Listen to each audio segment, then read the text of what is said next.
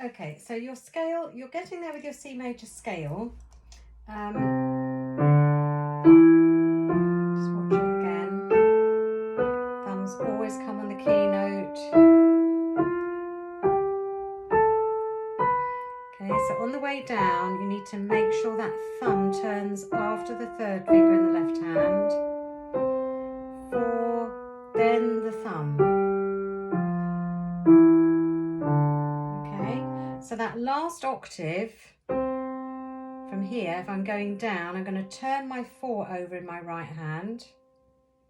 Then I do down to the third finger in the left hand and then turn under. And it's that one that you tend to get wrong, all right? You tend to put the 4th finger and then you end up with too many fingers left. So if I do the last octave, going down, descending, we call it, 4 comes over in the right hand. Now I'm turning the left hand under after the 3rd finger. Can you see that? In the left hand.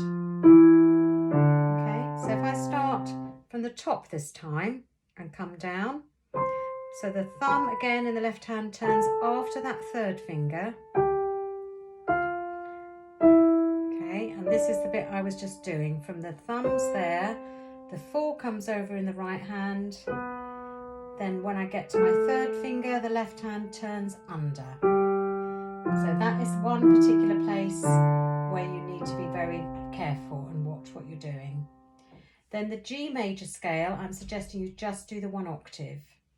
So you've only got to do 1 turn in the right hand and 1 turn over in the left hand, but then make sure you end up with the thumbs both together on the G, as if we were going to carry on to the next octave, but we're not, all right? Then this is going to be the same as I just showed you in the C major. So as I'm coming down again, the 4 comes over in the right hand. Then when I get to the 3 in the left hand, I turn under.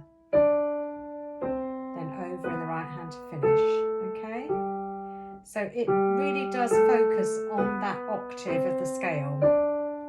It's not so bad going up. It's the coming down that you have to be careful. Okay, so really work at that with those 2 scales and then keep going with your other scales, including your new G minor and A major scale.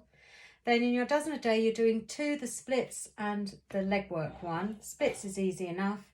You're holding the middle C, then you're doing legato until you get to the 5th fingers. Then it's all staccato.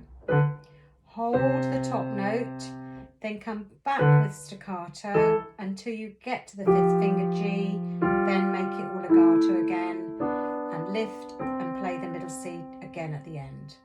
So not too difficult, that one. The next one, the legwork, learn it slowly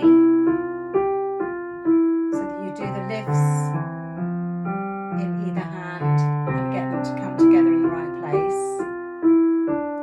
All right, like that. And then gradually try and go a little bit quicker. And even a little bit quicker. That sort of speed would be good to aim for.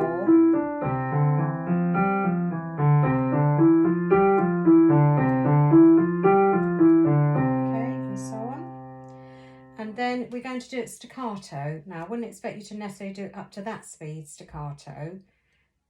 Just try it gently to begin with, and it's only the semiquavers that are staccato. The minims should still be held down.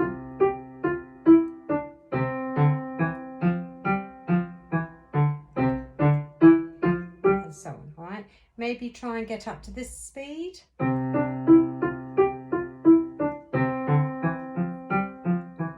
Which is not quite as fast as the legato speed, but it's not too bad a speed to work towards.